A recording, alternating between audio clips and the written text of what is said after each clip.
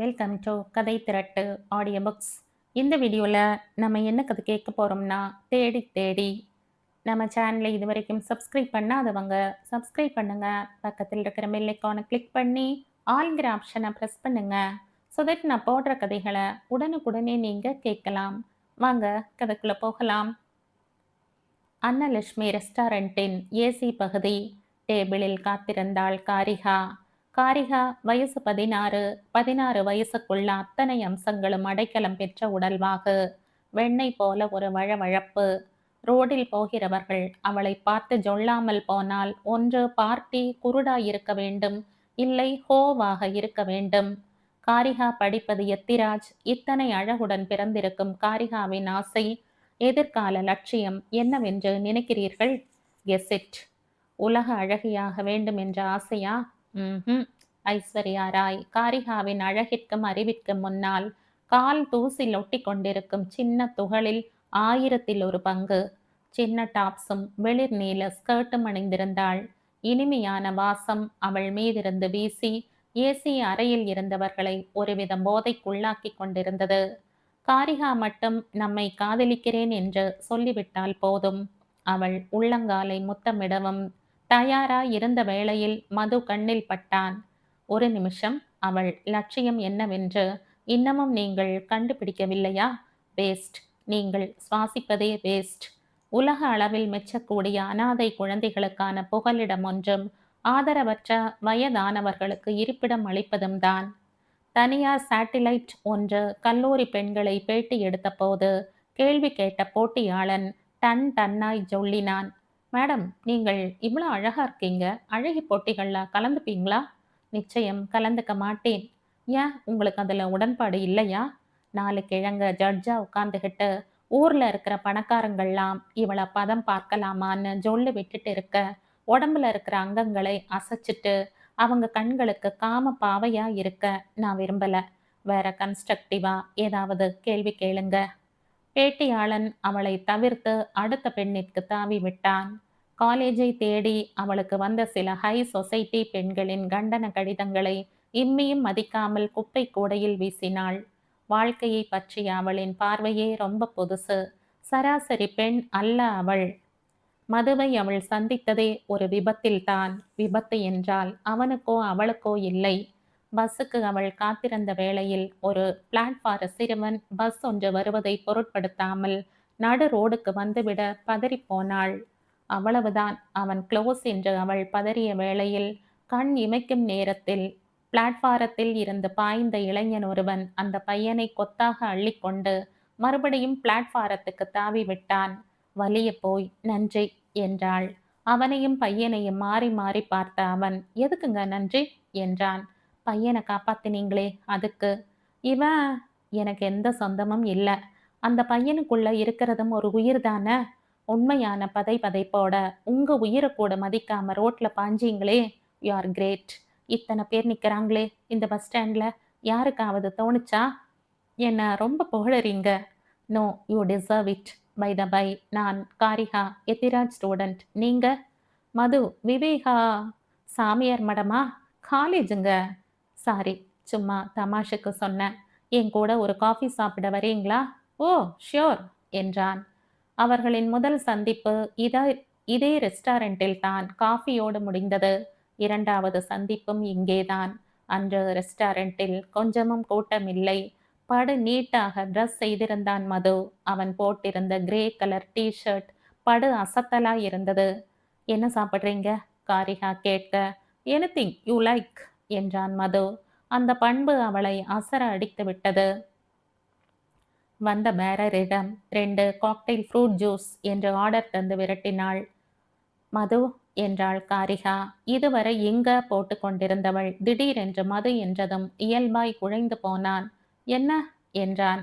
வெட்கத்தை விட்டு சொல்றேன். என்ன திடீர்னு சினிமா பட டைட்டில் மாதிரி எடுத்து விடுறீங்க? மது, ஐ ஆம் இன் லவ் வித் யூ என்றாள். ஒரு நிமிடம் திக்கு முக்காடி போனான் மது. தேவதை போல் திடீரென 1 வாரம் முன்னால் பஸ் ஸ்டாண்டில் சந்தித்து 2வது சந்திப்பிலேயே காதலிக்கிறேன் என்றால் காரிகா என்று குழைந்தான். காரிகா என்று அவன் கூப்பிட்ட குரலே வயலின் வழுக்கல் மாதிரி இருந்தது. காரிகா, ஐ டூ என்றான். இன்று 2 பேரும் அன்னலட்சுமியில் குறித்துவிட்டு அவுட்டிங் போவதா ஏற்பாடு. என்னவாயிற்று இவனுக்கு? டைட்டனை பார்த்தாள். 11:30. வாசல் கதவையே பார்த்து கொண்டிருந்தாள். கடைசி டோரில் லவ்ஸ் பண்ணி கொண்டிருந்த 40களும் எழுந்து போக ரெஸ்டாரண்டே காலியானது. முதல் நாள் சொன்னது அவளுக்கு ஞாபகம் வந்தது. காரிகா, நாளைக்கு என்னோட ஃப்ரெண்ட் ஒருத்தன் டெல்லியில இருந்து வர்றான். ஏதாவது சொல்லிட்டு கழண்டுண்டு வந்துடுறேன். கொஞ்சம் முன்ன பின்ன ஆனாலும் டோன்ட் மைண்ட் இட். அப்பொழுதுதான் அது நிகழ்ந்தது. ரெஸ்டாரண்டில் கதவை திறந்து கொண்டு வேகமாய் உள்ளே நுழைந்தான் ஒரு மொட்டை. அவன் முகத்திற்கு கொஞ்சமும் பொருத்தமில்லாத கோல்டு ஃப்ரேம் கண்ணாடி. ரெஸ்டாரண்டின் உள்ளே சுற்றும் முற்றும் பார்த்தவன் சட்டென்று காரிகா அருகில் வந்தான். தன் கையில் இருந்த பிரீஃப் கேஸை அவளிடம் கொடுத்தான். அவளிடம் ஒரு பதைப்பு இருந்தது. காரிகா, வாட் என. Please don't ask me anything, hold it, I will trace you back என்றவன் அவள் மடியில் வைத்துவிட்டு, ஐ எம் நரேந்தர், 6426477 என்றபடியே வந்த வேகத்தில் வெளியே ஓடினான். ஒரு நிமிடம் காரிகாவுக்கு ஒன்றும் புரியவில்லை. ஹேய் மிஸ்டர் என்று கத்தினாள். அவன் நின்றால் தானே. பிரீஃப் கேஸை கையில் எடுத்துக்கொண்டு ரெஸ்டாரண்ட் விட்டு வெளியே வர அவன் பிளாட்பாரத்தில் நடந்து கொண்டிருந்தான். திடீரென்று பிளாட்பாரம் உரசி ஒரு கார் நிற்க உள்ளிருந்து 2 பேர் வெளிப்பட்டு அவனை காருக்குள் இழுத்தார்கள். ஒருவன் இறங்கி சுற்றுமுற்றும் பார்த்தான். காரிகா பட்டென ரெஸ்டாரண்டிற்குள் மறுபடியும் நுழைந்து விட்டாள். நெஞ்சக்கோடு படபடக்க மார்பு ஏறி இறங்கியது. மெல்லிய உதறல் பயம் எழ உட்கார்ந்தாள். தூரத்தில் நின்றிருந்த பேரரை கூப்பிட்டாள். வந்தான். Yes madam, one fresh Lime என்றாள். பேரர் நகர பிரீஃப் கேஸை ஒரு முறை தூக்கி பார்த்தாள். கொஞ்சம் கனமாகவே இருந்தது. லாக்கை பார்த்தாள். Number lock. பிரீஃப் கேஸை இவளிடம் அவன் கொடுத்த போது பேரரும் பார்த்து கொண்டுதான் இருந்தான். 2 பேரும் ஏற்கனவே பரிச்சயமானவர்கள் என்று நினைத்திருப்பான். தவிரவும் வந்தவனும் அவளுக்கு மட்டுமே கேட்கிறாற்போல் பேசியதால் தூரத்தில் நின்ற பேரருக்கு கேட்டிருக்கவும் வாய்ப்பில்லை. யார் அவன்? எதற்கு அவனை பலவந்தமாய் காரில் திணித்து போகிறார்கள்? பிரீஃப் கேஸில் என்ன? ஏதாவது முக்கியமான டாக்குமெண்ட்ஸா? சமீபத்தில் பார்த்த ஆங்கில படம் நினைவில் வர, ஒருவேளை உள்ளே ஏதாவது டைம் பாம் இருக்குமா? பயத்தில் வேர்த்தது. அடக்கடவுளே, இந்த நேரம் பார்த்து மதுவையும் காணோம். என்ன செய்யலாம்? யோசித்திருந்த வேளையில் ஃப்ரெஷ் லைம் வந்தது. குடித்தாள். குடித்து முடித்த வேளையில் தோளில் ஒரு கைப்பட திடுக்கிட்டு திரும்பினாள். அங்கே மது சிரித்து கொண்டே நின்றிருந்தான். கமான் மது, என்ன இவ்வளவு நேரம்? வெறுத்துட்ட. யூ நோ ஒன் திங், உட்கார். உட்கார்ந்தான். அவனுக்கு மட்டும் கேட்கும் குரலில் நடந்ததை எல்லாம் சொன்னாள். Karika, sorry to tell you, you did a foolish thing. Sorry Madhu என்றாள். அவன் மௌனமாயிருக்க, என்னை எங்க பேச விட்டான் அந்த ஆளு? என் மடியில போட்டுட்டு ஓடிட்டான். ஓகே, ஆஸ் யூ செட், என்ன டைம் பாம் இருந்தாலும் இருக்கலாம். சைலண்டா இங்கேயே விட்டுட்டு போயிடலாம். பேரரை கூப்பிட்டு, செக் ப்ளீஸ் என்றவள் மதுவிடம். நீ ஒன்றும் சாப்பிடலையா என்றாள். வேண்டாம், முதல்ல கிளம்புவோம் என்றான் மது. பேரர் பில்லுடன் வர பில்லை பார்த்தாள். 24. 3 10 ரூபாய் நோட்டை போட்டாள். பேரர் 2ஐயும் எடுத்துக்கொண்டு நகர 2 பேரும் எழுந்து நடந்தார்கள். ரெஸ்டாரண்டின் கதவை நெருங்கி இருப்பார்கள். மேடம், எக்ஸ்கியூஸ் மீ, பேரர் கூப்பிட திரும்பி பார்த்தாள். You please keep the change என்றாள். நோ மேடம், உங்கள் சூட்கேஸ். ஐ எம் சாரி, ப்ரீஃபை விட்டுட்டு போறீங்க. ப்ரீஃப் கேஸை எடுத்து கொண்டு வந்து அவள் கையில் கொடுத்தான். காரிகா மனதிற்குள் நொந்தபடியே மெல்லிய புன்னகையை படரவிட்டு தேங்க்யூ என்றாள். வெளியே கருப்பு குதிரையாய் நின்றிருந்த கைனட்டிக் ஹோண்டா அருகில் வந்தான். உங்ககிட்ட வண்டி இருக்குன்னு சொல்லவே இல்லையே. காரிகா, மார்னிங் தான் டெலிவரி எடுத்தேன். எனக்கு கருப்பு கலர் பிடிக்கும்னு எப்படி தெரியும்? காரிகா, கருமை, கருப்பு சிரித்தான். அப்ப டில்லி ஃப்ரெண்ட்? அது சும்மா புருடா. யூ நாட்டி என்றவள். இப்ப இந்த பிரீஃப் கேஸை என்ன பண்றது? முதல்ல இங்கிருந்து கிளம்புவோம். நேரா பக்கத்துல இருக்கிற போலீஸ் ஸ்டேஷனுக்கு போவோம். விஷயத்தை சொல்லி கொடுத்துடுவோம். That's not correct. அப்ப கொடுத்தவன் தேடி வந்து கேட்டான்னா போலீஸ் ஸ்டேஷன்ல போய் வாங்கிக்க சொல்வோம். ரெஸ்டாரண்ட்லயே விட்டுட்டு வர தயாரா இருந்தியே. அந்த நேரத்துல உள்ள டைம் பாம் இருக்குமோன்னு சின்ன பயம். அப்ப உள்ள பாம் இருக்காதுங்கிற முடிவுக்கு வந்துட்ட. ஏ மது, ப்ளீஸ் டோன்ட் ஸ்கேர் மீ என்றாள். ஓகே, முதல்ல வண்டியில உட்கார், வேற எங்காவது உட்கார்ந்து பேசலாம். காரிகா பின்புறம் தொற்றிக்கொள்ள பறந்தான். எங்க போறோம்? நான் ஏதேதோ பிளான் போட்டிருந்தேன். இப்ப நீ ப்ரீஃப் கேஸ் ப்ராப்ளத்தோட முதல்ல அத முடிப்போம். அந்த ஆள் பேர் என்ன சொன்ன? நரேந்தர். மவுண்ட் ரோடு தாண்டி லெஃப்டில் திரும்பியவன் டிரைவின் உள் நுழைந்தான். வண்டியை பார்க் செய்து உள்ளே நுழைந்து ஏசிக்குள் புகுந்தார்கள். உள்ளே காலி. மூலை டேபிள் போய் உட்கார பேரர் வந்தான். தில்குஷ் வந்தவனிடம் ஆர்டர் கொடுத்து விரட்டினான். காரிகா, அந்த பிரீஃபை இப்படி கொடு. கொடுத்தாள். நம்பர் லாக்கை சுழற்றினான். நோ என்று அலறினாள். என்ன காரிகா? திறக்க வேண்டாம். திறந்தவுடன் வெடிக்கிறாற் போல பாம் செட் செய்திருந்தால்? அதுவும் கரெக்ட் தான். காரிகா, எனக்கு ஒரு ஐடியா. நேரா சென்ட்ரல் ஸ்டேஷன் போவோம். சென்ட்ரல் போய் கிளாக் ரூம்ல இந்த ப்ரீஃபை வச்சுட்டு ரெசிப்ட் வாங்கிட்டு வந்துடுவோம். நரேந்தர் நாளைக்குள்ள நம்மளை ட்ரேஸ் பண்ணி வரானான்னு பார்ப்போம். இல்ல நாளைக்கு அவன் கொடுத்த நம்பருக்கு ஃபோன் பண்ணுவோம். ஓகே என்றாள். தில்குஷ் வந்தது. பட்டாணி, பயிறு, கடலை, மொச்சை சகலமும் பொரித்து காரம் சேர்த்த அந்த கொரிக்ஸை சாப்பிட்டு 2 காஃபி என்றார்கள். காஃபியும் குடித்து பில் பே பண்ணி சென்ட்ரல் போய் சேர்ந்தபோது மணி 1 விட்டது. பார்க்கிங்கில் கைனெட்டிக் ஹோண்டாவை நிறுத்திவிட்டு 2 பிளாட்பாரத்துக்கான டிக்கெட்டை வாங்கி கொண்டு உள்ளே நுழைந்தார்கள். அவளிடமிருந்த ப்ரீஃபை வாங்கி ஸ்லிப் எழுதி பணம் கட்டினான் மது. வெளியில் வர, மது, என்ன பேர்ல உள்ள வச்சிருக்கு? பாலு, மதுரை அட்ரஸ். மனசுல தோணுனதை எழுதுனேன். Let's forget it. இப்போ நேரா சத்தியம் போகிறோம். படமா? சத்தியம் காம்ப்ளெக்ஸில் காமெடி த்ரில்லர் ஒன்று போட்டிருக்கான். Ace Ventura pet detective. போகலாம். டிக்கெட்டை வாங்கி கொண்டு கைடு டார்ச் காட்ட சீட் தேடி உள்ளே உட்கார்ந்த வேளையில் படம் ஆரம்பித்திருந்தது. நிமிடங்கள் நகர நகர 2 பேரும் ப்ரீஃப் கேஸை சுத்தமாய் மறந்து போனார்கள். காரிகாவுக்கு மதுவின் சமீபம் சின்ன கிறக்கத்தை உண்டு பண்ணி கொண்டிருந்தது. ப்ரீஃபில் இருக்கும் விபரீதம் தெரிந்திருந்தால் இப்படி ரிலாக்ஸ்டாக படம் பார்க்க தோணுமா? மந்திரி ராமராஜன் ஹாலுக்குள் நிலை கொள்ளாமல் அலைந்து கொண்டிருந்தார். பக்கத்து அறை கதவு திறந்து அந்த 4 தடியர்கள் வெளிவர, என்ன சொல்றான் என்றார். என்ன அடிச்சாலும் ஒரு வார்த்தை சொல்ல மாட்டேங்கிறான். பெட்டி எங்கேயோ பத்திரப்படுத்திட்டான் போல இருக்கு. உங்களுக்கு எப்படி அவங்கிட்ட பேச்ச வரவழைக்கிறதுன்னு தெரியாது, முட்டாளுகளா என்றவர் தாய் என்று ஆரம்பிக்கும் வார்த்தையில் கடுமையாய் திட்டி அறைக்குள் நுழைந்தார். நரேந்தர் கட்டப்பட்ட நாற்காலியுடன் தரையில் சரிந்திருந்தான். சேரை திருப்பி நிமிர்த்தி உட்கார வைத்தார். உதடுகள் கிழிந்து ரத்தமாய். ஹேய் என்றார். தலையை தூக்க திராணி இல்லாமல் மெல்ல நிமிர்த்தி அவரை பார்த்தான். வாயிலில் எச்சிலை கூட்டி தூ என்று துப்பினான். கிழிந்த உதட்டின் மீதே பளார் என்று ஒரு குத்து விட்டார். அம்மா என்று அலறினான்.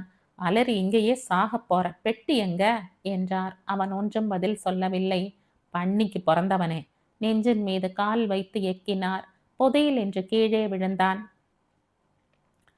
முட்டாளே, உன்னால தைரியமா செய்ய முடியலைன்னா முதல்லையே சொல்லி தொலைக்க வேண்டியது தானே? நாளைக்கு 5 மணிக்கு ஃபங்க்ஷன். அதுக்குள்ள எனக்கு பெட்டி வரணும். இல்ல உன் குடும்பத்தையே நிர்மூலமாக்கிடுவேன். இந்த அஸ்திரம் வேலை செய்தது. நிமிர்ந்து பார்த்தான். பக்கத்தில் வந்து குனிந்து உட்கார்ந்தான். சொல்லு சொல்லு, எங்க வச்சிருக்க? அவன் பதில் சொல்லவில்லை. 1 வருஷம் காத்திருந்த இந்த சந்தர்ப்பத்துக்கு. நான் வாங்கின பணம் எவ்வளவு தெரியுமா? 25 கோடி. நாளைக்கு மட்டும் நான் திட்டப்படி காரியத்தை செய்யலைன்னா பணத்தை மட்டும் பிடுங்க மாட்டாங்க, என்னையும் பீஸ் பீஸ் ஆக்கிடுவாங்க. என் எதிர்கால லட்சியம் என்ன ஆறது? நான் எப்ப சீஃப் மினிஸ்டர் ஆறது? நரேந்தர் வெறி கொண்டு மௌனம் சாதித்தான். ராமராஜனின் முகம் கடுமையானது. உள்ளங்கையால் பொச்சென்ற முகத்தில் அறைந்தார். சந்திரா என்று அலறினார். மொட்டை தடியன் வந்து நின்றான். இவன் வீட்டுக்கு போ, மனைவியை இழுத்துட்டு வா. இவனுக்கு முன்னாலேயே அவளை சதைப்போம். இல்லைன்னா இவன் வழிக்கு வரமாட்டான். நோ என்று அலறினான் நரேந்திரன். போடா, நிக்காத. சந்திரா அறையை விட்டு வெளியே போனான். இவ்வளவு சின்ன படமா? வெளியே வந்தாள் காரிகா மதுவின் கை பிடித்து. அடுத்து எங்க போறோம்? உன்னை எங்க இறக்கி விடணும்னு சொல்லு. இறக்கி விட்டுட்டு நான் காலேஜில் போய் தலையை காண்பிக்கணும். டிபார்ட்மெண்ட் ஹெச்ஓடி ஒரு முசுடு. மது, எனக்கு என்னமோ சின்ன பயம். அந்த ப்ரீஃப் கேஸில் நிஜமாவே டைம் பாம் இருந்து கிளாக் ரூமில் வெடிச்சதுன்னா, ஓ காட், என்னால் கற்பனை பண்ணியே பார்க்க முடியல. இப்போ என்ன பண்ணணுங்கிற? நேராக அந்த நரேந்தர் சொல்லிட்டு போன நம்பருக்கு ஃபோன் பண்ணுவோம். அப்பா நரேந்திரா, பொட்டி பத்திரமா இருக்கு, உள்ள பாம் இல்லைன்னு அவன் வாயாலேயே சொல்லட்டும். அதுக்கப்புறம் கிளாக் ரூம்ல இருந்து அதை கிளியர் பண்ணி அவன் கையில் கொடுத்துடுவோம். அவன் ஃபோன் நம்பர் இன்னுமா ஞாபகம் இருக்கு? அவ்வளவு சீக்கிரம் மறந்து போக நான் என்ன தத்தியா? சாரிப்பா, நம்பர் என்ன சொல்லு? 6426477. ஏதாவது பப்ளிக் பூத்துல இருந்து பேசுவோம். அப்பதான் எந்த சிக்கலும் வராது. பூத் ஒன்றை தேடி பிடித்து உள் நுழைந்தார்கள். கையில் ₹1 காயின் ஒன்றை தயாராய் வைத்து கொண்ட மது, நம்பர் சொல்லு என்றான். 64264777. சொல்ல சொல்ல சுற்றினான். எதிர்முனையில் ரிங் போனது. காத்திருந்தான். ரிங் போய்க்கொண்டே இருந்தது. நோ ரெஸ்பான்ஸ் என்ற மது லைனை கட் செய்து மறுபடியும் போட்டான். மறுபடியும் ரிங் போய்க்கொண்டே இருந்தது. No response. பூத்தை விட்டு வெளியே வந்து நின்றார்கள். என்ன பண்ணலாம்? மது, டைரக்டரி என்கொயரி போடுவோம். ஃபோன் நம்பரை சொன்னா முகவரியை கொடுத்துட போறாங்க. ப்ரீஃபை எடுத்துட்டு நேரா அங்க போவோம். நான் போய் சேர்றப்ப யார் ஃப்ளாட்ல இருக்காங்களோ, ஐயா சாமி, இதை நரேந்தரோட ப்ரீஃப்னு சொல்லி கொடுத்துட்டு திரும்பி வந்துட்டே இருப்போம். What you say?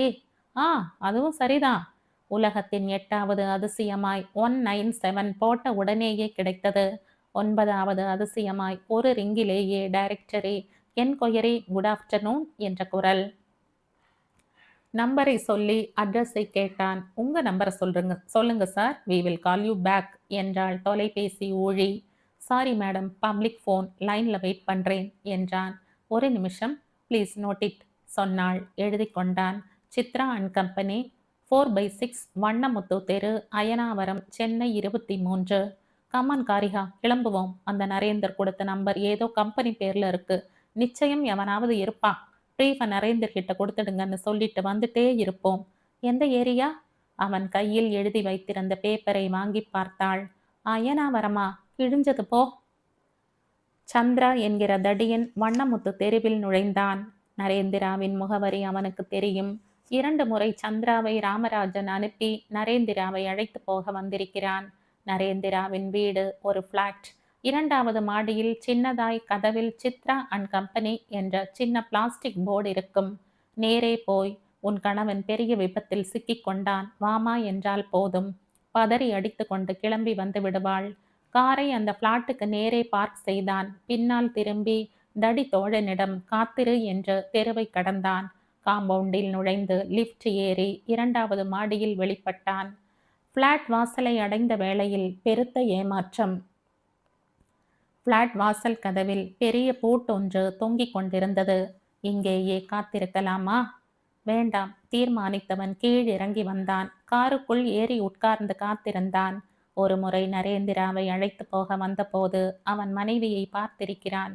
சின்ன பெண், முகம் நன்றாய் நினைவில் இருந்தது. யாராவது பிளாட் காம்பவுண்டிற்குள் நுழைகிறார்களா என்று நோட்டம் விட்டு கொண்டே இருந்தான். காரிகாவும் மதுவும் சென்ட்ரலுக்குள் நுழைந்தார்கள். ஏக கூட்டம், கொச கொசவென்று பல மொழி சங்கம அலறல்கள். ரே சூதியா என்ற குஜராத்தி நண்பனை வாயில் பான் பராக் வழியே திட்டிக் கொண்டிருந்தான். ஒரு சின்ன குழந்தை வெயிட்டிங் ரூம் வாசலில் உற்சாகமாய் ஒண்ணுக்கு போய்க் கொண்டிருந்தது. நேரே கிளாக் ரூம் போக மது ஸ்லிப்பை எடுத்து நீட்டினான். உள்ளே திரும்பிய கிளார்க் திரும்பவே இல்லை. என்னப்பா ஆச்சு? ஒரு நிமிஷம் சார். கிளார்க் ஃப்ரீஃபை எடுத்துக்கொண்டு வேகமாய் வெளிவந்தார். கைனட்டிக் ஹோண்டா பறக்க அடுத்த அரை மணியில் வண்ணமுத்து தெருவில் இருந்தார்கள். வண்டியை நிறுத்திய வேளையில் எதேச்சையாய் எதிர்ப்புறம் பார்த்தாள். டிரைவர் சீட் பக்க கதவை திறந்து வைத்து கொண்டு பிளாட் வாசலையே பார்த்து கொண்டிருந்த சந்திரா அவளை நேருக்கு நேராய் பார்த்தான். அவள் கையில் இருந்த ப்ரீஃபையும் பார்த்தான்.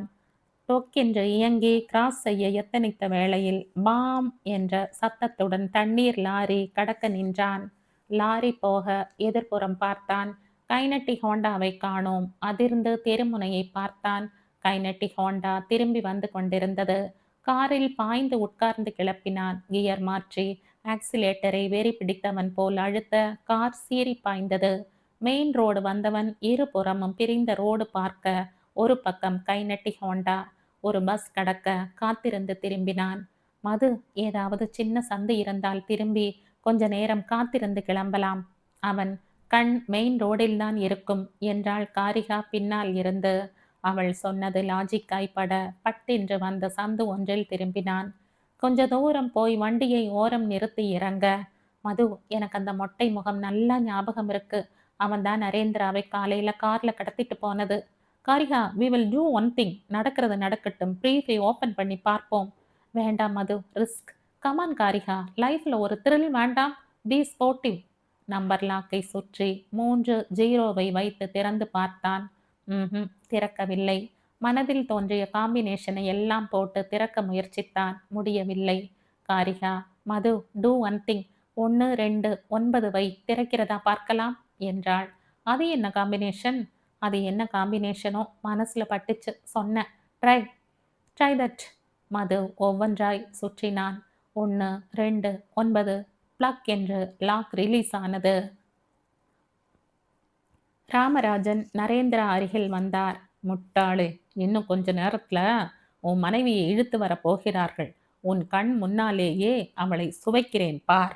வேட்டியை மடித்து கொண்டு அறைக்குள் நடை போட்டவர் அவன் எதிர்பாராத நேரத்தில் தன் செருப்பு காலால் ஓங்கி அவன் வயிற்றில் உதைத்தார். முதலில் ஏண்டா நாயே ஒப்புக்கொண்டாய்? நரேந்திரா அந்த வலியிலும் சிரித்தான். நீ சொன்ன பணம் என்னை ஒரு நிமிடம் நிலை கொள்ள செய்து விட்டது. அந்த ஒரு நிமிடத்தில் புத்தி பேதலித்து விட்டது. உனக்காக அந்த டைம் பாமையும் செய்து விட்டேன். மவுண்ட் ரோட்டில் ஒரு நிமிடம் அந்த ஜன சந்தடியில் சந்திரா பெட்டியில் அடைத்து வைத்திருந்த 10 லட்சத்திற்கு நான் அடிமையாக இருந்தால்? என்னடா பரதேசி நாயே, பெரிய புத்தான் மாதிரி பேசுகிறாய். நான் அந்த பிரீஃபை கைப்பற்றத்தான் போகிறேன். நாளை என் திட்டம் நிறைவேறத்தான் போகிறது. நீயும் உன் மனைவியோடு பரலோகம் போகப் போகிறாய் பார். நீயும் முட்டாள். உன் தடியன்களும் ஆட்டுத் தலையன்கள். என் மனைவி ஊரிலேயே இல்லை.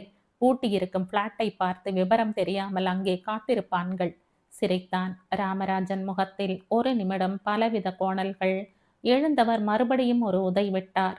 டெலிபோன் அலறியது. யார் என்றார் அதிகாரமாய். எதிர்முனையில் பதில் வந்ததோ. தோ உடன் வருகிறேன் என்ற ரிசீவரை வைத்தார். அவன் பக்கம் வந்தார். தப்பிக்க முயற்சிக்காதே. அறையின் கதவை படீர் என சாத்தி போனார். அறையில் இருள் சூழ்ந்தது. அந்த ஸ்டார் ஹோட்டலில் 6வது தளத்தை அடைந்தார். மந்திரி ராமராஜனின் நடையில் ஒரு பதட்டம் இருந்தது. அறை எண் 6007 முன் நின்றார்.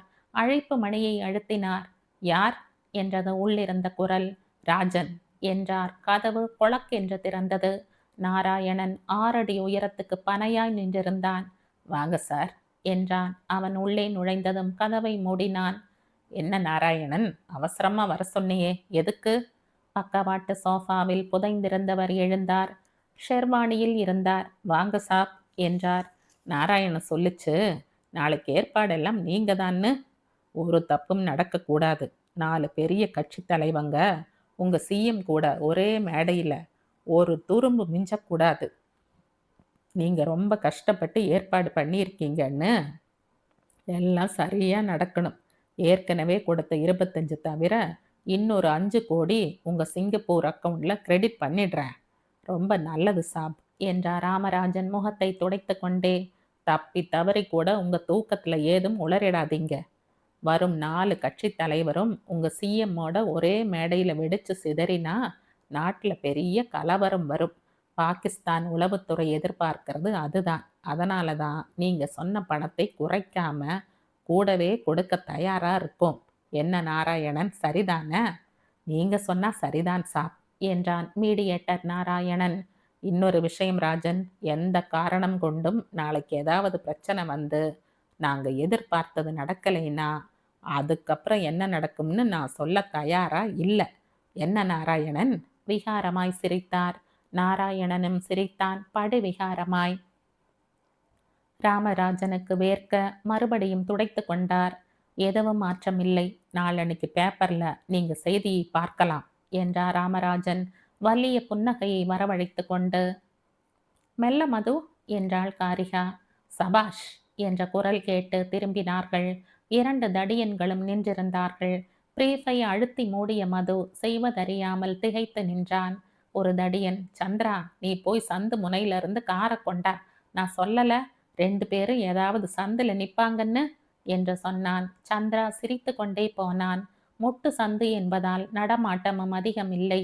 மது, காரிகா இருவரும் விதிர்த்து நிற்க சந்திரா காரை கொண்டு வந்தான்.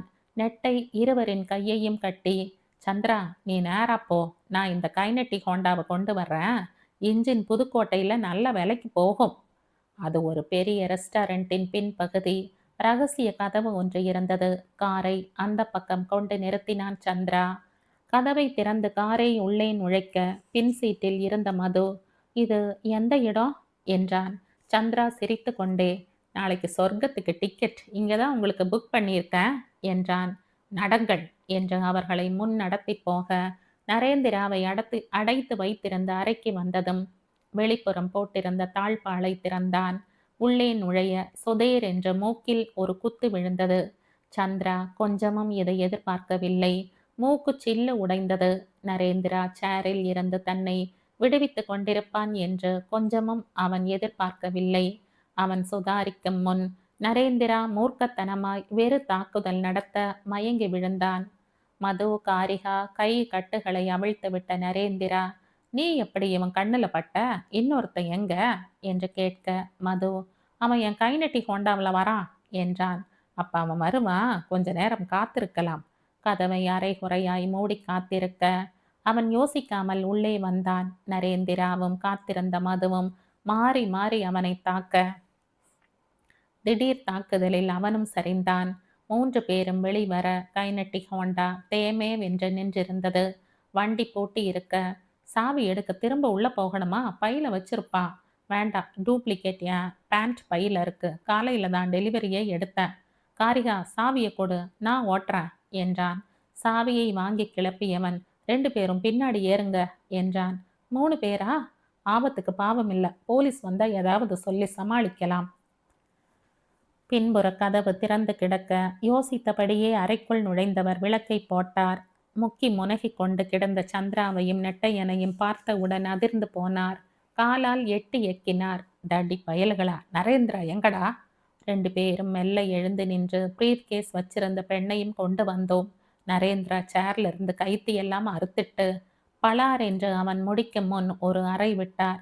முட்டாளுகளே, 2 பேரும் தனித்தனியா வந்தீங்களா? ஆமா, இவன் தான் அந்த கைநெட்டி ஹோண்டாவுக்கு ஆசைப்பட்டு. சந்திரா முடிக்கும் முன் ராமராஜன் இடுப்பில் இருந்த கத்தியை எடுத்து, அல்ப நாயே என்ற ஒரே சொருகாய் சொருகினார். அவன் அம்மா என்று அலறியபடியே சாய, பார், இப்போது நரேந்திரா தவிர இன்னமும் 2 பேருக்கு விஷயம் போயிருக்கும். இன்று இரவுக்குள் 3 பேரையும் பிரீஃப் கேஸ் பாமோடு இங்கே கொண்டு வர வேண்டும். இல்லை என்றால் உனக்கும் இதே கதிதான். ராமராஜன் கத்த, 3 பேரையும் எங்கிருந்தாலும் கொன்றாவது பிரீஃப் கேஸோடு வருகிறேன். பிச்சைக்கார நாயே, நமக்கு நரேந்திரா வேண்டும். அவனுக்குத்தானே அதை இயக்க தெரியும். உனக்கு என்ன தெரியும் நாயே? சரி சரி, சந்திரா வெளி ஓடினான். ச என்ற ராமராஜன் மணியை பார்த்தார். 3. கடவுளே, சிஎம்ஐ வேறு பார்க்க வேண்டும். விடு விடு என வெளியே வந்தார். காரில் ஏறி அவரே ஓட்டி சிஎம் வீட்டை அடைய டிரைவர் சீட்டில் ராமராஜனை பார்த்த கேட் அருகே நின்றிருந்த சிஏ சல்யூட் ஒன்றை வைத்தார். செக்யூரிட்டி கதவை திறக்க உள்ளே ஓட்டி போனவர் காரை பார்க் செய்து பங்களா வாசலில் இருந்த செக்யூரிட்டிகளின் சல்யூட்டுகளை வாங்கி கொண்டு உள்ளே போனார். சிஎம் தன் அறையில் சேட்டிலைட் சேனல் ஒன்றை பார்த்து கொண்டிருந்தார். உள்ளே நுழைந்த ராமராஜனை பார்த்ததும், என்னையா, எங்க போய் தொலைஞ்ச? நாளைக்கு எவ்வளவு பெரிய மீட்டிங் ஏற்பாடு பண்ணியிருக்கோம். வீட்லையும் இல்லைன்னுட்டானுங்க, சின்ன வீட்லையும் இல்லைன்னுட்டானுங்க. 3ஆவதா எவளையாவது கூத்தியாளா வச்சிருக்கையா என்றார். ராமராஜன் ஒன்றும் சொல்லாமல் எதிரே உட்கார்ந்தார். ரிமோட்டினால் சேட்டிலைட்டின் மென்னியை திருகிய சிஎம், காலையில் ஏர்போர்ட் போயிடணும். 4 பேரையும் நேராக இங்கே என் பங்களாவுக்கு அழைச்சிக்கிட்டு வந்துடுவோம். ஒரு ஸ்டார் ஹோட்டலும் வேண்டாம். எவனாவது தூக்கி வச்சான்னா நம்ம தலையில தான் விடியும். இந்த எஜுகேஷன் கிட்ட ப்ரெஸ் விஷயம் எல்லாம் ரெடி பண்ண சொல்லி இருந்தேன். செய்தி தொடர்பு தான் படுத்திருக்கே ஹாஸ்பிட்டலில். இன்னொரு விஷயம், 4 பேருக்கும் 4 பெரிய சூட்கேஸ் ரெடி பண்ணணும். திரும்பி ஃப்ளைட்டில் ஏற்றி விடும்போது கொடுத்துடுவோம் என்று சொல்லிக்கொண்டே போக ராமராஜன் சரி சரி என தலையாட்டி கொண்டே மனதினுள், மடையா, நாளைக்கு உனக்கு சாவு, நாளன்னைக்கு பால் என்றார். மேலே டிஞ்சரோடு வந்தான் மது. சார், இங்கு தைரியமாய் பேசலாம். ஒரு தொந்தரவும் இருக்காது. இந்த பிளாட் என் நண்பனுடையது. அவன் வெளியூர் போயிருக்கிறான். பஞ்சில் டிஞ்சரை தொட்டு உதட்டிலும் கன்னத்திலும் காயப்பட்ட இடங்களில் ஒற்றிக்கொண்டு, மேடம், அந்த ப்ரீஃபை முதல்ல கொடுங்க, மற்ற விவரங்களை பின்னால சொல்றேன் என்றான். காரிகா ப்ரீஃபை அவனிடம் கொடுத்தாள். உள்ள என்ன இருக்கு? Bomb, plastic explosive. வெடிச்சா 1/2 கிலோமீட்டருக்கு அதிர்வு இருக்கும். சிரித்தான். அதிர்ந்து போனார்கள் மதுவும் காரிகாவும்.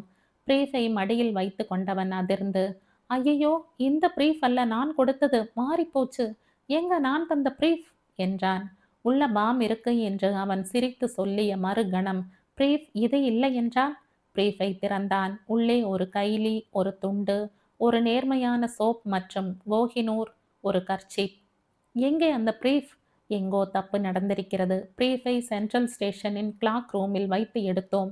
மாறிவிட்டதா? ஐயையோ, என்ன செய்ய? என் பிரீஃபில் லாக் அருகில் அம்பு குறியிட்ட ஸ்டிக்கர் ஒன்று ஒட்டி இருக்கும். அதில் இருக்கும் பிளாஸ்டிக் எக்ஸ்ப்ளோசிவ் டைம் பாம் சரியாய் நாளை மாலை 6 மணிக்கு வெடிக்கும். இப்போது எங்கே போய் தேடுவது? ஓடுவோம் சென்ட்ரலுக்கு. சந்திரா சென்னை மாநகரின் தெருக்களில் காரை வலம் செய்து கொண்டிருந்தான். காரை ஓட்டிக்கொண்டே 2 புறமும் பார்வையை விட்டு கொண்டிருந்தான். வெறுப்புதான். சாரி சாரியாய் ஜனங்கள் கையில் பலவித பிளாஸ்டிக் கேரி பேக்குகளுடன் யாராவது எங்காவது போய் எதையாவது வாங்கி கொண்டுதான் இருக்கிறார்கள். ராமராஜன் சிஎம் அறையை விட்டு வெளியே வந்தார். நெஞ்சில் படபடப்பு அதிகரித்திருந்தது. நாளை மட்டும் திட்டப்படி நடந்துவிட்டால் 4-5 இரங்கல் கூட்டம், தொடர்ந்து கட்சி பொறுப்பு, முதலமைச்சர் பதவி இரண்டையும் தட்டிவிடலாம். மனம் விதவிதமாய் கணக்கு போட ஆரம்பித்திருந்தது. நரேந்திராவை அவருக்கு முதலில் அறிமுகப்படுத்தியது அவரின் பினாமி கம்ப்யூட்டர் டீலர் தான். கம்ப்யூட்டர்ல எக்ஸ்பர்ட், நல்ல ஓப்பனிங் இல்லாம அவஸ்தைப்படுறார். He can do wonders. நரேந்திராவை தனியாய் அழைத்து போனார். என்ன மாத சம்பளம் வாங்குகிறாய்? 3000. உனக்கு 10 லட்சம் தருகிறேன். அவன் சொன்னதும் ஒரு நிமிடம் ஆடிப்போனான். 10 லட்சமா? ஆமாம், ரொக்கமா தர்றேன். எனக்கு ஒரு காரியம் செய்யணும் நீ. என்ன சொல்லுங்க. உனக்கு எக்ஸ்ப்ளோசிவ் செய்ய தெரியுமா? தெரியும் என்றான். செய்ய தெரியும், இதுவரை செய்ததில்லை. 10 லட்சம் அவன் மனதை மாற்றியது. வேலைக்காய் அலைந்த தருணங்கள், பேங்கில் லோன் கேட்டு நடையாய் நடந்த நிமிடங்கள், மணித்துளிகள் எல்லாம் நினைவில் வர ஒப்புக்கொண்டான். மனைவியை போய் காரணம் சொல்லி ஊருக்கு விரட்டினான். 2 இரவுகள் 48 மணி நேரம் செலவழித்தான். அவன் கம்ப்யூட்டர் மூளை வேலை செய்தது. கம்ப்ளீட்டாய் ப்ரீஃபில் பேக் செய்து மவுண்ட் ரோடில் காலையில் பணப்பெட்டியை வாங்கி கொண்டு கொடுத்து விட வேண்டியதுதான். I never imagined such a thing. அவர்கள் 4 தேசிய கட்சி தலைவர்களையும் சிஎம்ஐயும் கொல்லப் போகிறார்கள் என்று சந்திரா சொன்னதும் அதிர்ந்து பெட்டியை கொடுக்காமல் ஓடி வந்தேன். ரெஸ்டாரண்டில் உங்களிடம் கொடுத்தேன். எப்படி மாறியது? மூவரும் வெளிவந்து ஒரு ஆட்டோ பிடித்தார்கள். Central station. Clock room clerk காலில் விழாத குறை. சார், என்னை மன்னிச்சிருங்க. தப்பு நடந்து போச்சு. உங்கள் ஸ்லிப்பு நம்பர் 19, இன்னொருத்தரது 61ன்னு அவசரத்தில் மாற்றி கொடுத்துட்டேன். கன்சியூமர் கோர்ட்டுன்னு போய் என்னை அலைய விட்டுடாதீங்க கெஞ்சினான். தம்பி, பிரச்சனை அது இல்லை. அந்த ஸ்லிப்பை பார்த்து அந்த ஆள் அட்ரஸ் ஏதாவது இருக்கா பாரு, ரொம்ப அவசரம். கிளார்க் அவசரம் அவசரமாக ரசீது புத்தகத்தை புரட்டினான். சார், தோ இருக்கு. தா நாகராஜன், மேபா hotel, Broadway, Kempegowda road, Majestic circle, Bangalore. Narendra ரசீது புத்தகத்தை திருப்பி முகவரியை பேப்பர் ஒன்றில் குறித்து கொண்டான். இப்போ என்ன பண்ணலாம் மது? நான் பார்த்துக்கிறேன். நான் போட்ட விதை இப்போ முளைச்சி விபரீதமாக முளைச்சிருக்கு. நான் தான் அறுக்கணும். நீங்கள் 2 பேரும் விலகிடுங்க. I will take care. அந்த பிரீஃபை கண்டுபிடிச்சு முதல்ல பாமை டிஃப்யூஸ் பண்ணணும். சார், தெரிஞ்சோ தெரியாமலோ நாங்கள் இதில் இன்வால்வ் ஆயிட்டோம். உங்களோட நாங்களும் கடைசி வரைக்கும் வர்றோம். காரிகா உறுதியாய் சொல்ல கொஞ்சம் நெகிழ்ந்து போனான் நரேந்திரா. சார், பாமை இயங்க தடை பண்ணப்புறம் இந்த ராமராஜனை சும்மா விடக்கூடாது. அந்த ராமராஜனோட தேச துரோகத்தை வெளிச்சம் போட்டு காட்டணும். One moment, let me think. அந்த நாகராஜன் பெங்களூர் அட்ரஸை போட்டிருக்கான். He must be proceeding to பெங்களூர்னு நினைக்கிறேன். Oh God, Lalbagh express. What's what's time now? 3:55. Lalbagh 4:15 கிளம்பும். Let's search. ஓடினார்கள் பிளாட்பாரத்திற்கு. பிளாட்ஃபார்ம் 8இல் சமர்த்தாய் நின்று கொண்டிருந்தது லால்பாக் எக்ஸ்பிரஸ். ஷெர்வானி படுக்கையில் சரிந்து கொர்ரிட்டு கொண்டிருக்க நாராயணன் சோஃபாவில் உட்கார்ந்து ஸ்டார் டிவி பார்த்து கொண்டிருந்தான். நாளை எல்லாம் முடிந்தால் நாராயணனுக்கு தனியாய் 25 கோடி. டெலிஃபோன் அடிக்க எடுத்தான். நாராயணன். எஸ். நான் ராமராஜன். உடனே வர முடியுமா என் இடத்துக்கு? என்ன, ஏதாவது ப்ராப்ளமா? நேர பேசலாம். வரேன். ரிசீவரை வைத்தான். ஷெர்வானியை உலுக்கினான். புரண்டு படுத்தவர். யா என்றார். கொஞ்சம் வெளியில் போயிட்டு வந்துடுறேன். பொண்ணா காசு விட்டு எறிஞ்சா ரூமுக்கே வந்துட்டு போகுது. வேற விஷயம். ஜாக்கிரதையா, யாருகிட்டயும் மாட்டிக்காத. பம்பாய் போலீஸ் உன்னை தேடுது. துபாயிலிருந்து நீ மெட்ராஸ் வந்திருக்கிறத மோப்பம் பிடிச்சாங்கன்னா தொலைஞ்ச. Be careful. நான் பார்த்துக்கிறேன். நாராயணன் அழுக்கு ஜீன்ஸ் ஒன்றும் பனியன் ஒன்றையும் மாட்டிக்கொண்டான். கூலிங் கிளாஸ் ஒன்றை மாட்டிக்கொண்டான். கண்ணாடியில் பார்த்து கொண்டான். பம்பாய் போலீஸே பார்த்தாலும் அடையாளம் கண்டுபிடிக்க முடியாது. வெளியில் வந்தான். ஹோட்டல் வாசலில் நின்றிருந்த டாக்ஸி அருகில் போய், என்னப்பா வருதா என்றான். எங்க சார் போகணும்? நுங்கம்பாக்கம். Good morning sir. கம்பீரமாய் வந்த குரல் கேட்டு நிமிர்ந்து பார்த்தார். ஸ்பெஷல் ஆஃபீஸர் ரவிராஜ் கம்பீரமாய் சல்யூட் அடித்து, ரவிராஜ் 6-7 வருஷமா பார்த்து கொண்டிருக்கிறார் ரவிராஜை. துடிப்பான ஆஃபீஸர். ராஜீவ்காந்தி வழக்கில் படுவேகமாய் செயல்பட்டவர். துடிப்பான இளைஞர். உட்காருங்க மிஸ்டர் ரவிராஜ்.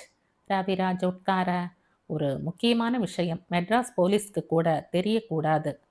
எனக்கு உங்க மேல அபார நம்பிக்கை. உங்களால தான் முடியும் என்றார். என்ன செய்யணும் சொல்லுங்க சார். நாராயணன்னு ஒருத்தன் பம்பாய் ஸ்டாக் எக்ஸ்சேஞ்சை பாம் வச்சு தகர்த்தாங்களே, அதில் அவன் முக்கியமான புள்ளி. துபாயில் அடைக்கலமாயிட்டான். பயங்கரமான ஆளு. பாகிஸ்தான் உளவுத்துறையில் தொடர்பு உள்ளவன். நேற்று மெட்ராஸில் நாசருங்கிற பேரில் லேண்ட் ஆகி இருக்கான். பல்தேவ் தெரியுமா உங்களுக்கு? தெரியும். டில்லியில் பெரிய புள்ளி, செல்வாக்குள்ள ஆசாமி. ஆட்சியை கலைக்க வைக்கிறதுலையும் கவிழ்க்க வைக்கிறதுலையும் கில்லாடி. பணத்திலேயே நரகளை தொடச்சி போடுற நாசகாரன். குட். அவனும் இன்னைக்கு காலையில் லேண்ட் ஆகியிருக்கான். Something fishy. நாளைக்கு இங்கே சிஎம்மோட மீட்டிங் ஒன்று 4 தேசிய கட்சி தலைவருங்க கலந்துக்கிறாங்களாம். இந்த நேரத்தில் பல்தேவும் நாராயணனும் லேண்ட் ஆகி இருக்கிறது ரொம்ப கவலையாக இருக்குது. பிரபல ஸ்டார் ஹோட்டல் ஒன்றில் பல்தேவ் சூட் பர்மனெண்ட்டாக எடுத்திருக்காரு. மெட்ராஸ் வந்தால் அங்கே தான் தங்குவார். அவங்க நோக்கம் என்னன்னு தெரிஞ்சுக்கணும். அவ்வளவுதானே சார்? பல்தேவை நேராக ஒன்றும் இன்ட்ரோகேட் பண்ண முடியாது. கஷ்டம். எனக்கு என்னவோ பல்தேவும் நாராயணனும் ஏதோ மாஸ்டர் பிளானோட தான் லேண்ட் ஆகியிருப்பாங்கன்னு தோணுது. You just find it. Narayanan மேலே கை வைக்கலாம். ஒன்றும் பிரச்சனை ஆகாது. மாட்டினான்னா ஸ்பைனல் கார்டை கழட்டிடலாம். Right sir. ஒரு நிமிஷம். ஒரு ஃபோட்டோவை எடுத்து போட்டார். ரவிராஜ் எடுத்து பார்த்தார். சார் இது நாராயணன் 6 வருஷம் முன்னாடி ஒரு கிரிக்கெட் மேட்ச் பார்த்தப்ப ஒரு ஆஃபீஸர் எடுத்த ஃபோட்டோ. ஓகே சார், நான் நாராயணனோடு வரேன். ரவிராஜ் கை குலுக்கி வெளியில் வந்தான். அவனது பைக்கில் ஏறி ஒரு திசையில் விரைய மனம் வேகமாய் ஓடியது. இயல்பாய் கண் இருபுறமும் அலை பாய்ந்தது. ஒவ்வொரு கம்பார்ட்மெண்ட்டாய் மேலே பிரீஃபை தேடி மூவரும் வர ஓரிடத்தில் ஓரமாய் சீட்டில் உட்கார்ந்திருந்தவர்களை பார்த்து நரேந்திரா கேட்டான். உங்கள யாரு நாகராஜன்? ஜன்னல் ஓரம் உட்கார்ந்திருந்த ஒரு வழக்கை தலைக்காரர். நான்தா. என்ன என்றார். சார், கிளார்க் ரூமில் ப்ரீஃபை மாற்றி எடுத்துட்டு வந்துட்டீங்க. இந்தாங்க உங்கள் ப்ரீஃப். நாகராஜன் சந்தேகத்துடன் ப்ரீஃபை வாங்கி திறந்து பார்த்தார். Sorry sir. எழுந்த நரேந்திராவின் ப்ரீஃபை மேலிருந்து எடுத்து கொடுத்தார். ராமராஜன் நிமிடத்திற்கு ஒரு தரம் வாசலை பார்த்து கொண்டிருந்தார். நாராயணனோ சந்திராவோ வருகிறார்களா என்று கண்கள் அலைப்பாய காத்திருந்தார். டாக்ஸி வந்து நிற்க நாராயணன் இறங்கினான். காசை கொடுத்துவிட்டு உள்ளே வந்தான். அவளும் அவசரமாய் வெளிவந்து அவன் கை பிடித்து உள்ளே அழைத்து போனார். நாராயணனுக்கு உள்ளுக்குள் ஏதோ உதைத்தது. ரயில்வே ஸ்டேஷனை விட்டு வெளியே வந்தார்கள். நரேந்திரா, மது, காரிகா மூவரும். என் ஃப்ளாட்டுக்கே போயிடலாம். பின் அவனே, வேண்டாம், மறுபடியும் அங்கே அந்த பயல்கள் வந்தால் எண்ணமோட வேண்டாம் என்றான். மது, சார், என்னோட ஃப்ரெண்டு ஃப்ளாட்டுக்கு போயிடலாம் சொல்ல ஆட்டோ ஒன்றை பிடித்தார்கள். சிக்னலில் நின்றிருந்தான் சந்திரா. எதிர்பக்க வண்டிகள் வந்து கொண்டிருக்க இடது பக்க ரோடில் இருந்து வண்டிகள் வலது பக்கம் திரும்பிக் கொண்டிருந்தன. நரேந்திரா, மது, காரிகா ஆட்டோவும் திரும்ப ஒரு நிமிடம் அவன் பார்வையில் இருந்து தப்பவில்லை. சடார் என்று வெறித்தனமாய் வண்டியை வலது பக்கம் டர்ன் அடித்தான். ஒரு ஃபியட் காரன் ஹாரனை அலறவிட்டு பிரேக் அடிக்க பின்னால் வந்து கொண்டிருந்த டெம்போக்காரன் ஃபியட்டில் மோத ஒரு சைக்கிள் உரசினபடி டிராஃபிக் கான்ஸ்டபிள் ஹேய் என்று அலற கவலையே படாமல் ஆக்சிலேட்டரை அமுக்கி விரைந்து கொண்டிருந்தான் சந்திரா. ஜீன்ஸின் பாக்கெட்டை தொட்டு பார்க்க துப்பாக்கி பத்திரமாய். முன்னால் போய்க் கொண்டிருந்த ஆட்டோ அவன் கண்ணில் இருந்து தப்பவில்லை. உட்கார் நாராயணன் என்றார். அவரின் உபச்சாரமே நாராயணனுக்கு ஏனோ இடித்தது. என்ன சார், என்னாச்சு? ஏதாவது ப்ராப்ளமா? சின்ன ப்ராப்ளம். ராமராஜன் இழுத்தார். என்ன? குரலில் சின்ன திகைப்பு. எனக்கு டைம் பாம் பண்ணி கொடுத்தவன் டைம் பாம் ப்ரீஃபோட தப்பிச்சிட்டான். ராமராஜன் தயங்கி தயங்கி சொல்ல நாராயணன் சடார் என்று எழுந்தான். என்ன சார் விளையாடுறியா? 1 பைசாவா 2 பைசாவா? கை நீட்டி காசு வாங்கல? உன்னால மேடையில சுலபமா நெருங்க முடியும்னு தானையா இவ்வளவு பணம் கொடுத்தேன்? எனக்கு இந்த இழுபறி பிஸ்னாரி வேலையெல்லாம் பிடிக்காது. நாளைக்கு மேடையில பாம் வெடிக்கணும். இல்ல உன்னை குடும்பத்தோட க்ளோஸ் பண்ணிடுவேன். நாளன்னைக்கு மந்திரி குடும்பத்தோட க்ளோஸ்னு பேப்பர்ல போடுவான். ஜாக்கிரதை. சொன்னவன் விடு விடுவென வாசலை நோக்கி போனான். பின்னாலேயே எழுந்து ஓடினார் ராமராஜன். நாராயணா, நான் சொல்றத முழுசா கேட்டுட்டு போ. நின்றான். என்ன? ஆள் அனுப்பியிருக்க. எப்படியும் கொண்டு வந்துடுவாங்க. நிச்சயம் நாளைக்கு 6 மணிக்கு வெடிக்கும். நீ அவசரப்பட்டு எதுவும் ஏடா கூடமா பண்ணி வைக்காத. எனக்கு அதெல்லாம் தெரியாதுப்பா. ஒன்று நாளன்னைக்கு அவங்க பேர் பேப்பர்ல வரணும். இல்ல உன் குடும்ப போட்டோ வரும். எதுவோ அதை நீயே முடிவு பண்ணிக்க. வேகமாய் வெளியில் வந்தான். ரோட்டில் நடக்க ஆரம்பித்தான். ஒரு டாக்ஸி, ஆட்டோ எதுவும் கண்ணில் படவில்லை. மெயின் ரோடு வந்தான். மிகவும் பிஸியான ரோடு. பிளாட்பார கடை ஒன்றில் மனம் ஒத்த தம்பதி சிகரெட் பாக்கெட் ஒன்றை வாங்கி கொண்டான். பிளாட்டுக்குள் நுழைந்தவுடன் மது பிளாட்டின் கதவை மூடினான். எப்பா என்ற சேரில் சாய்ந்து ஆசுவாசப்படுத்தி கொண்டான். மது ஃப்ரிட்ஜை திறந்து தண்ணீர் பாட்டிலை கொண்டு வந்தான். நரேந்திராவிடம் கொடுத்து, நவ் வி ஆர் சேஃப். முதல்ல கொஞ்சம் தண்ணியை குடிங்க. பாமை செயல் இழக்க செய்யுங்க. அப்புறம் என்ன பண்ணலாம்னு யோசிக்கலாம் என்றான். தண்ணீரை குடித்த நரேந்திரா தண்ணீர் பாட்டிலை கீழே வைத்த வேளையில் காலிங் பெல் அலறியது. அதிர்ந்து போய் கதவை பார்த்தான் நரேந்திரா. ராமராஜன் காரை வேகமாய் செலுத்தி கொண்டிருந்தார். அவருக்கு நம்பிக்கை இருந்தது. சந்திரா எப்படியும் பிரீஃபையும் ஆட்களையும் கொண்டு வந்து விடுவான். அதற்கு முன் தன் பங்கு வேலைகளை ஒழுங்காய் செய்து விடுவோம். கார் அந்த தொழிலதிபரின் பங்களாவை நோக்கி போனது. அந்த தொழிலதிபர் முகமெல்லாம் பல்லாக வீடு தேடி வந்த மந்திரியை வரவேற்றார். என்ன சார் திடீர்னு? ஃபோன் பண்ணியிருந்தா நானே வந்திருப்பனே. இல்ல, இது சிஎம் மேட்டர். அவர் திடீர்னு விஷயத்தை பர்சனலா சொல்லி முடிச்சிட்டு வர சொன்னார். வாங்க, என்னோட ரூமுக்கு போய் பேசலாம். பெரிய அறை கும் என்ற ஏசி தாக்கியது. தொழில் அதிபரின் தலைக்கு பின்னால் யோகியின் படம். சொல்லுங்க என்றார். ராமராஜன், நாளைக்கு சர்வ கட்சி மீட்டிங் ஏற்பாடு பண்ணி இருக்கு தெரியுமில்ல? அதுக்கு 4 கட்சி தலைவர்களுக்கும் 4 சூட்கேஸ் சிஎம் ரெடி பண்ண சொன்னார். மற்ற 3 பேர்கிட்ட கலெக்ட் பண்ணிக்கிட்டேன். உங்ககிட்ட ஏற்கனவே நான் நிறைய வாங்கி இருக்கேன். அதனால நீங்க கொடுத்ததா சொல்லி நானே கொடுத்துடுறேன். நீங்க 4 பேருமே நாளைக்கு ஸ்டேஜில் சிஎம் கிட்ட கட்சி நிதியா கொடுக்குறா போல கொடுக்கணும். சும்மா மைக்கில் 5 லட்சம்னு சொல்வோம். உள்ள 1 கோடி இருக்கும். நாளைக்கு காலையில் உங்களுக்கு விவிஐபி இன்விடேஷன் கொண்டு வந்து கொடுத்துடுறேன். நாளைக்கு நீங்கள் கிளம்புறதுக்கு முன்னால் பெட்டியை கொண்டு வந்து உங்ககிட்ட சேர்த்துடுறேன். ரொம்ப சந்தோஷம், நிச்சயம் செஞ்சிடுறேன் என்றார் தொழிலதிபர். இப்போ நான் வந்தது பேசினது எல்லாம் யாருக்கும் தெரிய வேண்டாம். ரொம்ப ரகசியம். நிச்சயமாக யாருக்கும் தெரியாது. சரி, காலையில் இன்விடேஷனையும் ஸ்பெஷல் கார் பாஸையும் கொடுத்து அனுப்புகிறேன். என்ன சாப்பிட்றீங்க? ஒன்றும் வேண்டாம் எழுந்தார் ராமராஜன். வாசல் வரை வந்து வழி அனுப்பினார் அந்த தொழிலதிபர். காரில் ஏறிய மந்திரி ராமராஜனுக்கு ஒரே கல்லில் 2 மாங்காய் அடிக்கப் போகிற திருப்தி. சிஎம்மிடம் சூட்கேஸ் கொடுக்கும் படலம் 5:45 தான் ஏற்பாடு செய்திருக்கிறார். ஸ்டேஜில் பின்னால் சேர் போட்டு உட்கார வைக்க வேண்டியதுதான். தொழில் அதிபருக்கு ஏற்கனவே மந்திரி ராமராஜன் நிறைய கோடிகள் பாக்கி.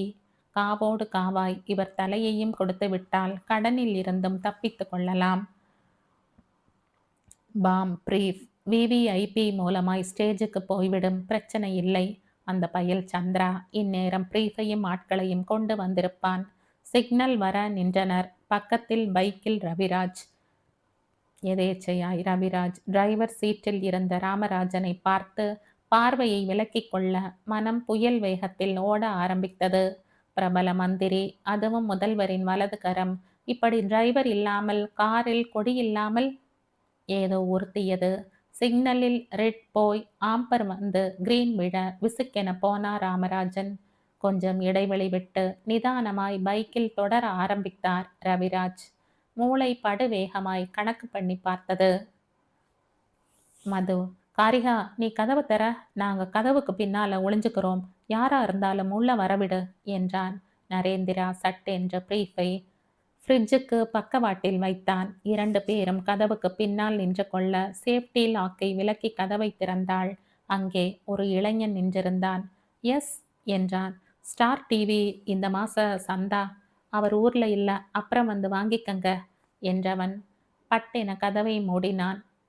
கடி என்றவள் பட்டென கதவை மூடினாள். கடிகாரத்தை பார்த்தாள். மணி 8. அட கடவுளே, அம்மா இவ்வளவு நேரம் அழுதே தீர்த்திருப்பாள். மது, நான் கிளம்புறேன். மணி ரொம்ப ஆச்சு. நான் ஒரு ஆட்டோ பிடிச்சு போறேன். வேண்டாம், தனியா போக வேண்டாம். ஏதாவது சொல்லி சமாளிக்க முடியாதா? ஃபோன்ல பேசி ஃப்ரெண்டு வீட்ல தங்கிடுறேன் அப்படி இப்படின்னு. No chance. நான் எங்கேயும் தங்க மாட்டேன்னு அம்மாக்கு தெரியும். 1 மினிட், எக்ஸ்கியூஸ் மீ. பாத்ரூமுக்குள் நுழைந்தாள். வெளியே திரும்பிய வேளையில் அவளுக்கு அந்த அதிர்ச்சி காத்திருந்தது. சந்திரா சேரில் சரிந்திருக்க மது கயிறால் அவனை கட்டி கொண்டிருந்தான். ஹேய் மது, என்ன பண்ற? ஷட் அப் என்று உருமினான் மது. அதிர்ந்து போனாள். Really I don't understand. காரிகாவை பிடித்து சோஃபாவில் தள்ளினான். அவளையும் கட்டி போட்டான். நீ என்ன பண்ற? எனக்கு ஒண்ணுமே புரியல. முட்டாள் பெண்ணே, இன்னுமா என்னோட திட்டம் என்னன்னு உனக்கு புரியல? நரேந்திரா பிரீஃபோட மதிப்பு எனக்கு புரிஞ்சு போச்சு. I am going to sell it. மந்திரி ராமராஜன் கிட்ட நானே விற்க போறேன். மது சொல்லிக்கொண்டே போக காரிகா மனதிற்குள் துடித்து போனாள். அட பாவி, பூ போல இருந்தானே, இவனுக்குள் இப்படி ஒரு அரக்கனா? நீ பண்ண போறது எவ்வளவு கொடூர செயல் தெரியுமா? புல்ஷிட். நரேந்திர மாதிரி நான் முட்டாள் இல்ல. இந்த காலத்துல பணத்துக்குத்தான் மரியாதை. எனக்கு ஜாக்பாட் மாதிரி இப்படி ஒரு சந்தர்ப்பம் கிடைச்சிருக்கு. அதை இழக்க நான் விரும்பல. நான் படிச்சு முடிச்சு வேலைக்கு போய் சம்பாதிச்சு என்னோட கனவுகள் சீக்கிரமா நிஜமாக வேண்டாமா? மது பேசிக்கொண்டே போக, ச்சீ, நீ இப்படிப்பட்டவனா என்று பொறிந்தாள். எஸ் என்றவன் பிரீஃபை கையில் எடுத்துக்கொண்டு கிளம்பிய வேளையில் டிங் டாங் என்றது காலிங் பெல். விழித்து பார்த்தான். நாராயணன் ஜனசந்தடியான ரோட்டின் பிளாட்பாரத்தில் கிடந்தான். திடுக்கிட்டு எழுந்து உட்கார்ந்தான். அட என்று பையில் கையை விட்டு பார்த்தான். நோட்டு கற்றையை காணோம். அட பாவிகளா, காற்றா வான்னு கூட்டிட்டு போய் சுத்தமா உருவிட்டானுங்களே. இது என்ன இடம்? சொற்றம் முற்றம் பார்த்த வேளையில் சர்ரென உரசி நின்றது அந்த கார். பயந்து எகிரி தள்ளி நின்றவன் டிரைவர் சீற்றில் இருந்தவரை பார்த்தான். மந்திரி ராமராஜன்.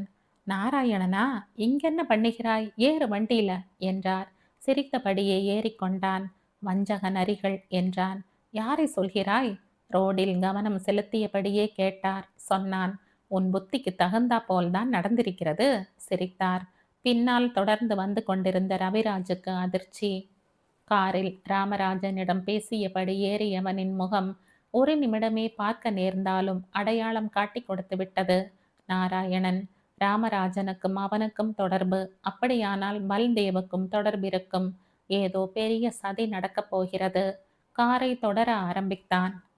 மது கதவை திறந்தான். உள்ளே துப்பாக்கியுடன் பாய்ந்தான் சந்திரா. மது ஒரு நிமிடம் நோட்டமிட்டவன் விரைந்து காலால் எம்பி ஒரு உதைவிட சரியாய் துப்பாக்கி பிடித்திருந்த மணிக்கட்டில் பலமாய்ப்பட துப்பாக்கி எகிரி விழ ஐயோ என்ற மணிக்கட்டை பிடித்து கொண்டு அலறினான் சந்திரா. கண் இமைக்கும் நேரத்தில் பாய்ந்து துப்பாக்கியை எடுத்து கொண்டான் மது.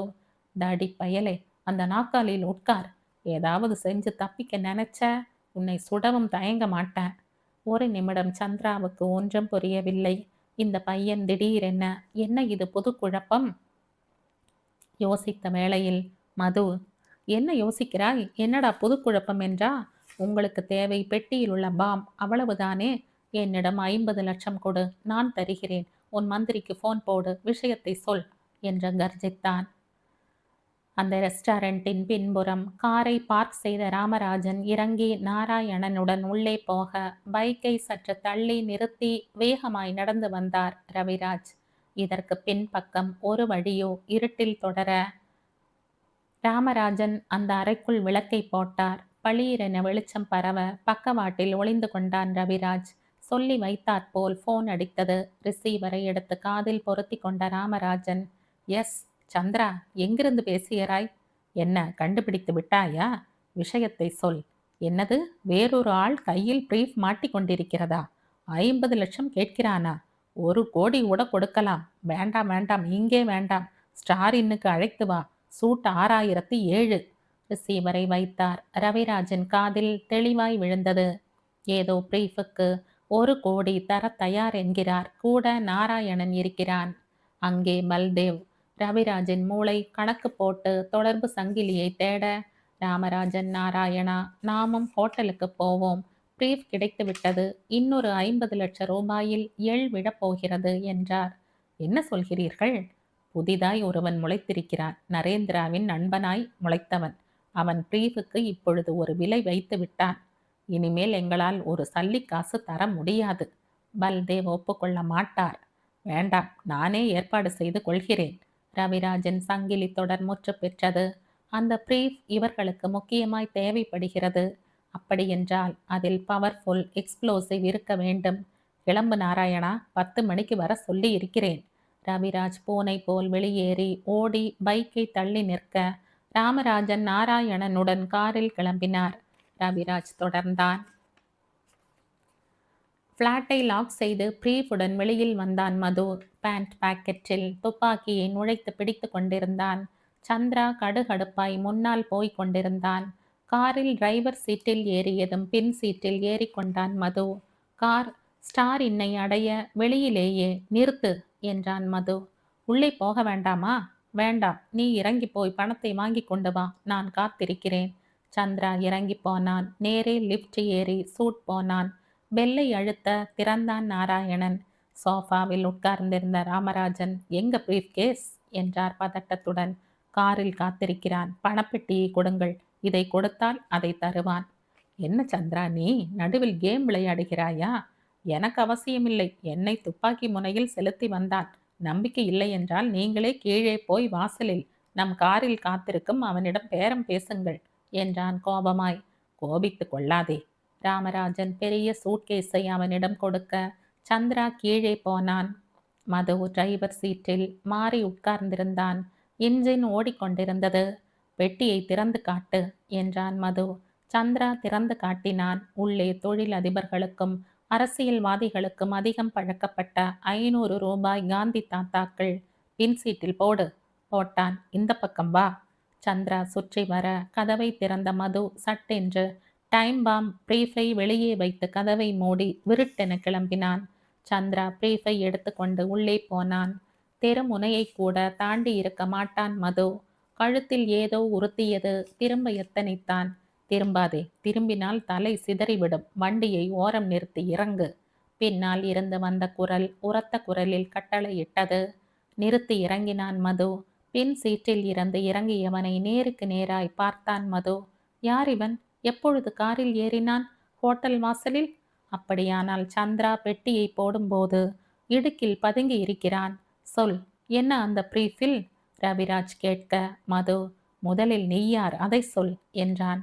ரவிராஜ், தம்பி, நீ புத்திசாலி என்று நினைத்து கொள்ளாதே. அந்த பிரீஃபுக்காக நீ மந்திரி ராமராஜனிடம் 50 லட்சம் ரூபாய் பேரம் பேசி வாங்கியது தெரியும். சொல், என்ன அந்த பிரீஃபில் என்று அதட்ட மது சிரித்தான். மணி என்ன? மணி 10:14.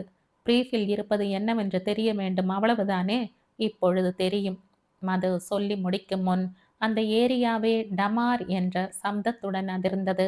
ரவிராஜ் அதிர்ந்து பார்க்க அந்த ஸ்டார் ஹோட்டலின் அந்த சூட் அப்படியே தனியாய் வெடித்து சிதறி கொண்டிருந்தது.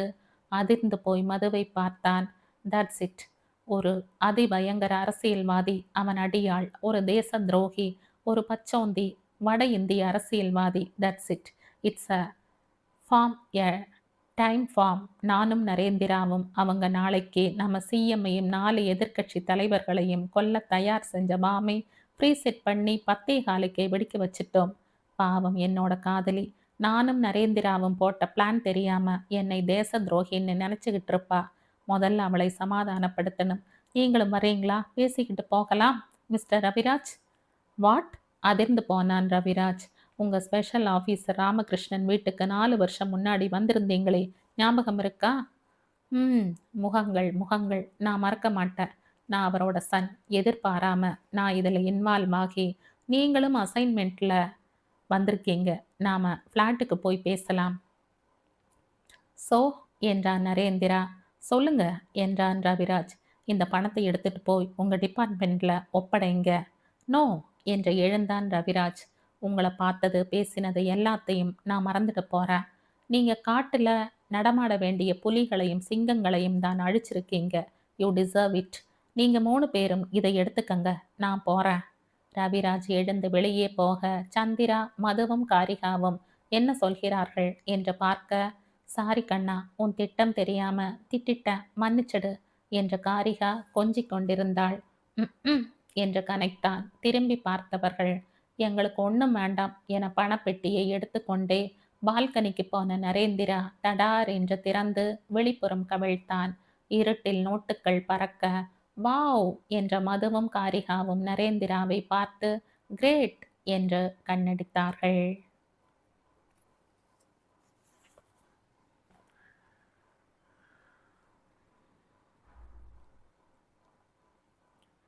இதோடு இந்த கதை முடியுது. இந்த கதை உங்களுக்கு பிடிச்சிருந்தா லைக் பண்ணுங்க, ஷேர் பண்ணுங்க, சப்ஸ்கிரைப் பண்ணுங்க. மற்றும் ஒரு இன்ட்ரெஸ்டிங்கான கதையோட அடுத்த வீடியோல சந்திப்போம்.